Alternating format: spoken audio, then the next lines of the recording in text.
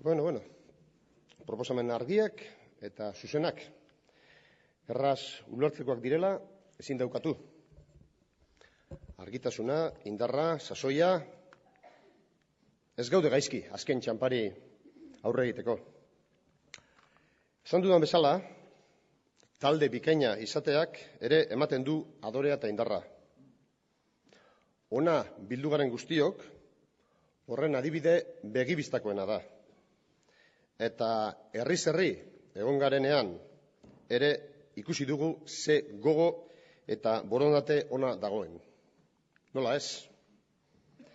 Legebiltzarrera parlamentari asko eraman behar ditugu. Talde indartzu bat izatea oso garrantzitsua delako. Erabakiorrak izango garelako. Krisiari buruz hitz egin eta hitz egiten da.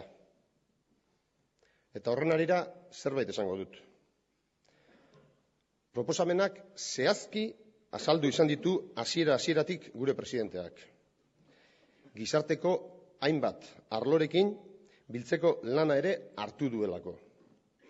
Horrela behar duelako eta berak gertuko pertsona izanik horrela egin nahi izan duelako.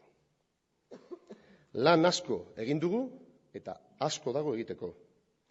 Eta horretarako badago talde bat prest bere onena emateko. Eta beraz, gure lehendakaritzarako hautagaiak jakin behar du ez dagoela bakarrik.